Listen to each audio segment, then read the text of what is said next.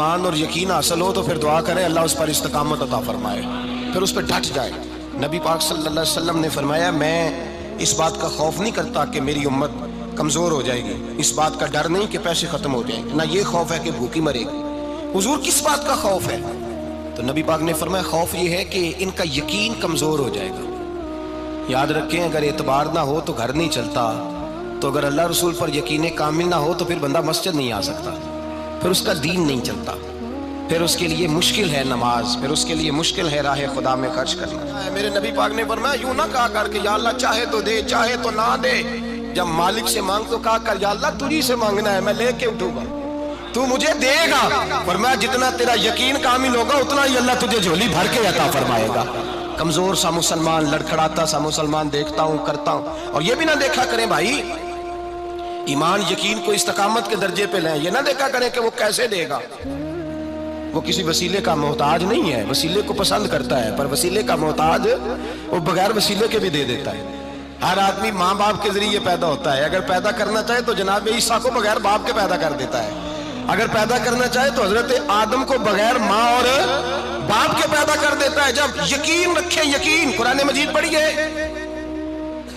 حضرت موسیٰ علیہ السلام فرعون کے دربار میں کھڑے ہیں، چاروں جانب دشمن ہی دشمن ہے،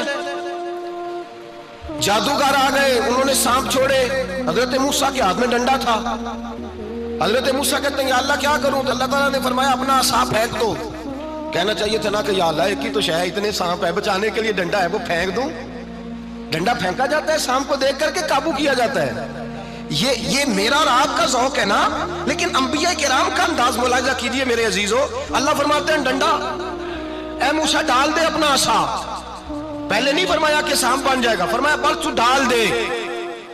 میں اور آپ ہوتے ہیں تو سانپ سامنے ہے، ڈنڈا ہاتھ میں ہے، ہم کہیں گے عجیب بات ہے، یہی تو دفاع کی چیز ہے، اسی کو ڈال دوں تو بچوں گا کیسے؟ کہا ڈال دو، تو حضرت موسیٰ نے ڈال دیا، کہا میرے رب کا حکم ہے تو میرے لیے بہتر ہی ہوگا۔ اللہ فرماتے ہیں جب موسیٰ نے ڈالا تو میں نے اس ڈنڈے کو، اس عصا کو اژدہا بنا دیا۔ اب کبھی عصا بھی اژدہا بنے، کبھی چھڑی بھی بہت بڑا اژدہا بنی ہے، لیکن قرآن کہتا ہے جناب موسیٰ نے ڈالا تو اللہ نے اژدہا، بلکہ اس سے پیچھے چلیے، عورتیں کمزور یقین کی ہوتی ہیں نا، جناب موسیٰ پیدا ہوئے تو اللہ فرماتے ہیں میں نے موسیٰ کی ماں کے دل میں بات ڈالی، ماں کے دل میں، صندوق میں ڈال کے تو اس کو دریا میں بہا دے۔ اور بھائی صندوق میں کہہ سکتے ہیں نا آکسیجن کیسے جائے گی، اور دریا میں بچے بچنے کے لیے ڈالے جاتے ہیں کہ ڈوبنے کے لیے ڈالے جاتے ہیں؟ ماں کے دل میں یقین کمزور نہیں تھا ماں کا۔ انبیاء کے ماں باپ موحد ہوتے ہیں، دین کو ماننے والے، ماں کے دل میں اللہ نے بات، اللہ قرآن میں کہتے ہیں میں نے وحی کی، میں نے القاء کیا، میں نے بات ڈالی۔ حضرت موسیٰ کی ماں کہتی ہے میں نے ڈال کے نا سمندر میں بیٹا، میں نے سمندر میں بیٹا ڈال کے صندوق میں بند کر کے رب کے حوالے کیا۔ آپ فرماتے ہیں میرے مالک کا بھروسہ کیا تو پھر میرے مالک کا کام دیکھو، کمال دیکھو، میں نے دریا میں ڈالا، اللہ نے فرعون کے گھر میں میرے بیٹے کی پرورش کرا دی۔ یہ یقین کہ حضرت موسیٰ کے پاس قوم آئی، قرآن پڑھیے، کہا جناب پانی چاہیے، وَإِذِ اسْتَسْقَىٰ مُوسَىٰ لِقَوْمِهِ، موسیٰ نے اپنی قوم کے لیے پانی مانگا، ہم نے کہا فَانْفَجَرَتْ مِنْهُ اثْنَتَا عَشَرَةَ عَيْنًا، اپنا ڈنڈا پتھر پہ مارو۔ عقل والا آدمی ہوتا تو اڑ جاتا، کہتا یا اللہ پتھروں سے بھی کبھی پانی نکلا ہے؟ اضرب بعصاک الحجر، مارو پتھر پہ ڈنڈا۔ اللہ کے نبی نے منٹ نہیں لگایا، ٹھا کر کے ڈنڈا لگایا، فَانْفَجَرَتْ مِنْهُ اثْنَتَا عَشَرَةَ عَيْنًا۔ اللہ فرماتے ہیں جناب موسیٰ نے ایک عصا مارا، میں نے 12 چشمے جاری کر دیے۔ تو لے تو لا اللہ کرتا ہے، اللہ کہتا ہے پڑھ نماز روزی دوں گا، کہتا ہے سوچتا ہوں۔ اللہ فرماتے ہیں آجا مسجد میں تیرا ہو جاؤں گا، کہتا ہے دیکھتا ہوں۔ رب فرماتا ہے تو میرے محبوب کی غلامی کر، میں تجھے محبوب بنا لوں گا۔ تو کہتا ہے تھوڑا بڑا ہو کے داڑھی رکھنی ہے، ابھی سیانا ہو کے میں ذرا سرٹیفکیٹ لے لوں اسرائیل سے کہ کتنے سالوں کے بعد آئیں گے، پھر شروع کروں گا۔ پروگرام بنا رہا ہے، ابھی تو ارادے میں ہے اللہ کے پیغمبر کا ڈنڈا، اور اس سے زیادہ آگے بات ہو گئی، پیچھے فوج لگی ہوئی ہے فرعون کی، مجمع ہے، ہزاروں لاکھوں کا لشکر لے کے، تلواریں نیزے، فرعون پیچھے، آگے دریا آ گیا۔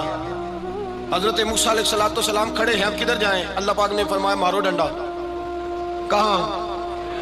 پانی پہ ڈنڈا مارو۔ اب حضرت موسیٰ علیہ السلام پانی پہ ڈنڈا مارے تو پانی ابھرے گا، اس سے زیادہ کیا ہوگا؟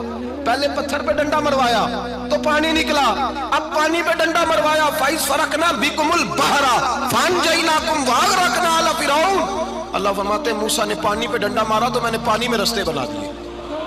ایک جگہ ڈنڈا مارا تو پانی نکل آیا، دوسری جگہ عصا مارا تو پانی خشک ہو گیا، 12 چشمے بن گئے، 12 رستے بن گئے دریا میں سے۔ حضرت موسیٰ علیہ السلام گزر گئے اور اللہ فرماتے ہیں فرعون بھی آیا تو اسے میں نے غرق کر دیا، اور وہ کھڑا دیکھتا ہی رہ گیا کہ بنا کیا ہے۔ جب یقین کامل نصیب ہوتا ہے، اعتماد کی دولت اللہ دیتا ہے، جب انسان کو یہ انشراح صدر ہو جاتا ہے کہ میری نجات خدا کے حکم میں ہے اور رسول اللہ کے قدموں میں ہے، جب اسے یہ انشراح حاصل ہوتا ہے تو پھر نماز کا لطف آتا ہے۔ غور کیجئے کیا جملہ کہہ دیا میں نے، پھر اسے نماز کا پھر اسے نماز بوجھ نہیں بلکہ نماز نہ پڑھے تو اس پر بوجھ ہوتا ہے، پھر قرآن مجید اس کی روح کا ساتھی ہو جاتا ہے، پھر عبادات، تقوی، پرہیزگاری، پھر وہ ایک سنت کے چھوٹنے پر پریشان رہتا ہے جب یقین کی دولت نصیب ہوتی ہے۔ قرآن مجید فرقان حمید نے کہا ایمان لاؤ تو پھر ایمان پہ ڈٹ جاؤ، مسلمان بنو تو پھر اسلام پر۔ پھر یہ جو کمزوری ہے نا، یہ دیکھتے ہیں، کرتے ہیں، چلتے ہیں، ابھی کل ابھی پرسوں بہانے ہیلے، ابھی میں نماز شروع کرتا ہوں دیکھتا ہوں لا الہ الا اللہ محمد رسول اللہ صلی اللہ علیہ، جب کسی نے کلمہ پڑھا تو اس پر پورا دین ضروری ہے، پورا۔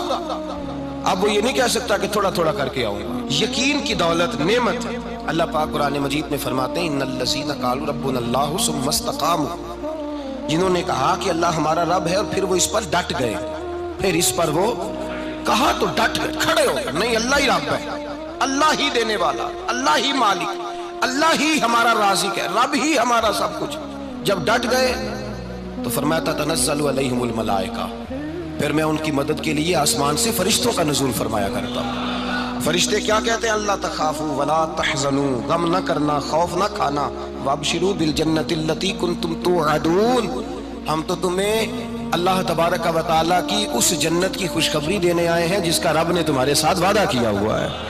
پھر فرشتوں کا نزول ہوتا ہے، لیکن شرط کیا ہے کہ ایمان لائے، اور پھر ایمان پر پھر یہ نہ سوچے کہ وہ کس طرح دے گا، وہ کیسے عطا کرے گا، وہ میری مدد کس طرح کرے گا، نظام کیسے چلے، ڈٹ جائے کہے میرے اللہ کا حکم ہے تو میں نے حلال ہی کھانا ہے، میرے رب کا حکم ہے تو میں نے تھوڑے پہ گزارا کرنا ہے، میرے مالک کا حکم ہے تو میں نے اپنی جیب دیکھنی ہے، دوسرے کی نہیں دیکھنی، میرے رب کا حکم ہے تو میں نے اس کی اطاعت میں رہنا ہے۔ جب ڈٹ جائے گا اللہ کے احکامات پر، جب ڈٹ جائے گا تو اللہ فرماتا ہے پھر میں تیری مدد کے لیے فرشتوں کا نزول کروں گا۔ نبی پاک صلی اللہ علیہ وسلم نے فرمایا 2 دولتیں اگر کسی کو اللہ دے دے تو سمجھے اللہ نے اسے دنیا کی سب سے زیادہ دولت عطا فرما دی۔ یا رسول اللہ وہ کون کون سی چیزیں ہیں؟ فرمایا ایک جس شخص کو اللہ نے معاف کرنے کی دولت عطا کر دی، جو معاف کرنے لگ گیا، جس کی طبیعت میں درگزر آ گیا، جو معاف کرنے لگا، غلطیاں معاف کرنے لگا، جس کو ایک دولت یہ مل گئی۔ اور دوسرا میرے مصطفیٰ نے فرمایا جسے اللہ نے یقین کی دولت عطا فرما دی، جس کو یہ 2 دولتیں مل جائیں، ایک درگزر کرنا، دوسرا رب رسول پہ یقین کامل رکھنا، اسے کائنات کی ہر شے مل گئی۔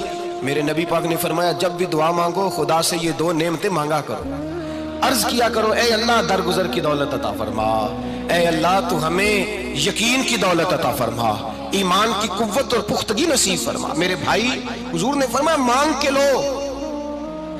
کمزور ایمان والا شخص کسی کام کا نہیں ہوتا۔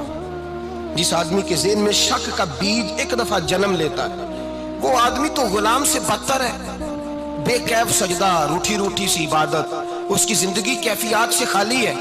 جس شخص کو پتہ چل جائے نا لوگ میرے مخالف ہیں، اس کا تو سجن رہتا ہی کوئی نہیں۔ اصل بات یہ ہوتی ہے کہ یہاں سوچ بیٹھا ہے کہ دنیا میرے خلاف ہے، یہاں مخالفت یہاں بیٹھ گئی ہے، 2 بندے باتیں کر رہے ہیں تو پریشان ہے، میرے خلاف ہی لگے ہوئے ہیں، میری ہی بات ہو رہی ہے، کیونکہ اصل تکلیف کہاں ہے؟